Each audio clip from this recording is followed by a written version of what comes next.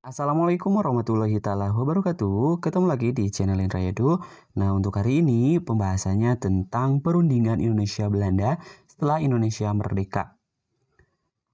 Nah, berbagai perundingan diadakan yang bertujuan untuk apa? Untuk mempertahankan kedaulatan Republik Indonesia. Hal tersebut dilakukan karena setelah proklamasi kemerdekaan, bangsa Indonesia masih menghadapi berbagai permasalahan. Banyak pertempuran dan perundingan terjadi setelah proklamasi karena Belanda ingin menguasai kembali wilayah Indonesia. Pertempuran seperti pertempuran Surabaya, pertempuran Ambarawa, dan Bandung Lautan Api terjadi akibat Belanda bersikeras ingin menduduki Indonesia. Karena permasalahan inilah, maka perundingan dan konferensi antara Indonesia dan Belanda dilaksanakan. Nah, mengutip dari sumber Direktorat SMP Kemendikbudristek, ada 5 perundingan yang digelar dalam rangka mempertahankan kedaulatan negara Republik Indonesia atau Negara Kesatuan Republik Indonesia pasca proklamasi NKRI pasca proklamasi. Mari simak perundingan yang dilaksanakan dalam rangka mempertahankan kedaulatan Indonesia. Yang pertama, adanya perundingan Linggarjati. Belanda masih belum mengakui kedaulatan Negara Kesatuan Republik Indonesia secara de facto, meski Indonesia sudah menyatakan proklamasi kemerdekaannya. Karena perundingan diadakan untuk membahas hal tersebut yang dikenal dengan Perjanjian Linggarjati.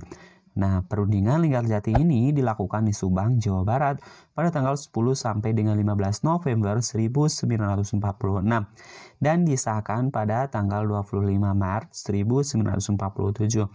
Pada perundingan tersebut, wakil dari Indonesia adalah Sultan Syahrir dan wakil dari Belanda adalah Profesor Suhermerhon. Beberapa persetujuan yang dicapai di perundingan Linggarjati adalah yang pertama, Belanda mengakui Republik Indonesia secara de facto atas Jawa, Madura, dan Sumatera.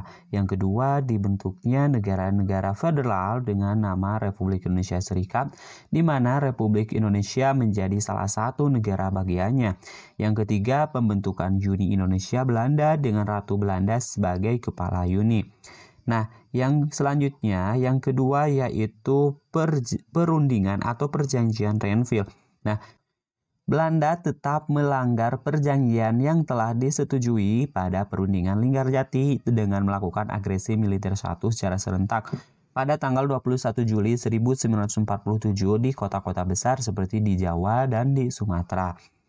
Dunia internasional mengecam tindakan Belanda yang melanggar perjanjian tersebut. PBB kemudian turun tangan dengan membentuk Komisi 3 Negara yaitu KTN untuk menyelesaikan masalah ini. Nah, anggota dari KTN yaitu Australia sebagai wakil Indonesia yaitu Richard J. Carberry, Belgia sebagai wakil Belanda Paul van Zeeland, dan Amerika Serikat sebagai penengah Profesor Dr. Frank Graham.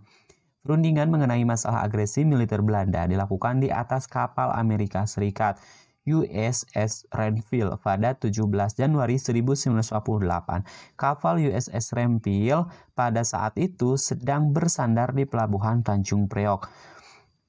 Nah, delegasi dari Indonesia diketuai oleh Perdana Menteri Amir Syarifuddin dan Belanda memilih seorang Indonesia bernama R. Abdul Qadir Widjoyo Atmojo sebagai ketua. Nah, hasil dari perundingan Renville ini yang pertama adalah Belanda tetap berdaulat sampai terbentuknya Republik Indonesia Serikat. Yang kedua, Republik Indonesia memiliki kedudukan sejajar dengan Belanda.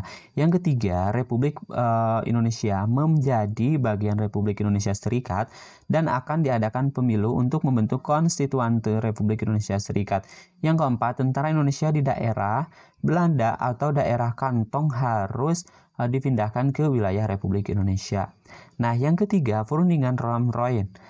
Perundingan untuk mempertahankan kedaulatan Negara Kesatuan Republik Indonesia selanjutnya adalah perundingan Ramroyen. Perundingan ini diadakan karena Belanda kembali melanggar perjanjian Renville. Nah, Belanda melancarkan agresi militer 2 sehingga memaksa berdirinya pemerintahan darurat Republik Indonesia di Bukit Tinggi, Sumatera Barat.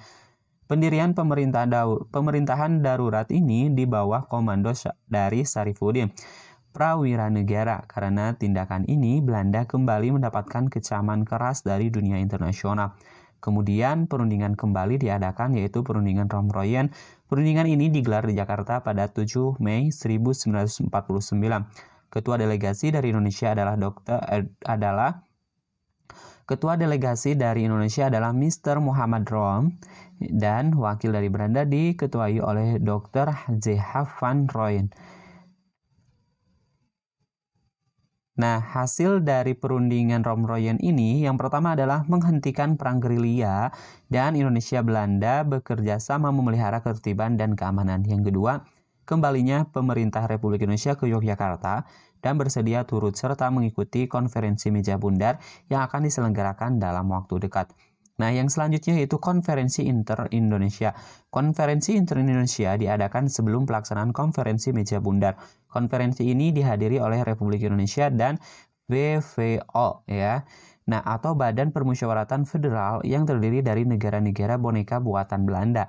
Nah, perundingan ini diselenggarakan di Yogyakarta pada tanggal 19 sampai 22 Juli 1949. Lalu dilanjutkan di Jakarta 30 Juli 1949.